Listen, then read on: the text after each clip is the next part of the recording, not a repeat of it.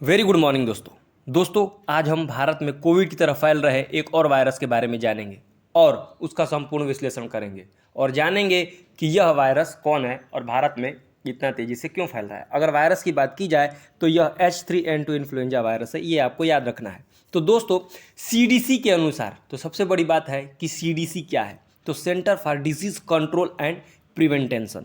इसने बताया है कि जो इन्फ्लुएंजा वायरस होते हैं वे आमतौर पर सुअरों द्वारा सर्कुलेट होते हैं, पिग द्वारा सर्कुलेट होते हैं, और जब ये मनुष्य में मिलते हैं तो इन्हें हम वेरिएंट वायरस कहते हैं। वेरिएंट वायरस के नाम से भी जाना जाता है क्योंकि अपना वेरिएंट चेंज कर लेते हैं। अब H3N2 इन्फ्लुएंजा वेरिएंट को हम H3N2 वायरस भी कहते हैं, ये भी आपको याद रखना है।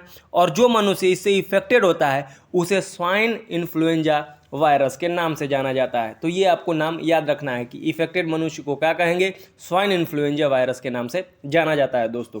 क्योंकि क्वेश्चन जो है इस समय डीप में पूछे जा रहे हैं, चाहे वो वनडे एग्जाम हो या फिर स्टेट PCS के एग्जाम हो, तो ये आपको ध्यान रखना है।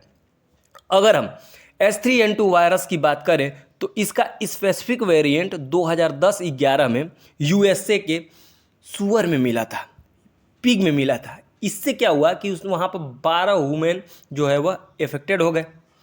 अब अगर भारत की बात की जाए, चूँकि भारत में यह केस मिला है तो क्वेश्चन भी बनेगा कि भारत के किस राज्य में मिला है, किस राज्य के किस गांव में मिला है, किस जिले में मिला है। तो भारत के जो है दोस्तों वह कर्नाटका राज्य में मिला है। अगर पूछे कि कर्नाटका के किस गांव या फिर डिस्ट्रिक्ट में मिला है तो याद रखना हसन डिस्ट्रिक्ट में मिला है। इससे क्या हुआ है कि कौन इफेक्टेड हुआ है, तो 82 साल का एक बुजुर्ग इफेक्टेड हुआ है। इससे ये आपको याद रखना है। इस इन्फेक्शन का दूसरा नाम हांगकांग फ्लू भी है। तो आपको 3 नाम याद रखने हैं।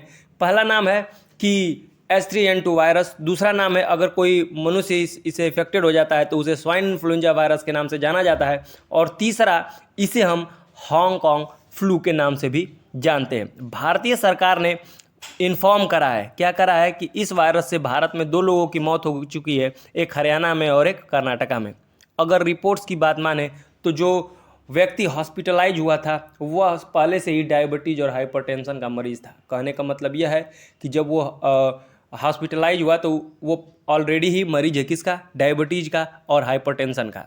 अब क्या हुआ भाई साहब, उसकी मृत्यु हो गई। लेकिन जब रिपोर्ट आया तो पता चला कि उसके अंदर क्या है, H3N2 इन्फ्लुएंजा वायरस के पॉजिटिव लक्षण भी प्राप्त हुए हैं। तो कहने का मतलब यह है कि जिनकी उम्र 65 एबव है वह इस वायरस से है जो बच के रहे, क्योंकि यह जो वायरस है जो ऑलरेडी लोग बीमार है उन्हें और बीमार कर दे रहा है, और वह क्या हो रहे हैं कि मृत्यु को प्राप्त हो रहे हैं। अगर इसकी लक्षण की बात करी जाए तो नाक बंद होना, सर्दी जुकाम, तेजी से सिर दर्द करना, बुखार आना और शरीर में ऐंठन है दोस्तों।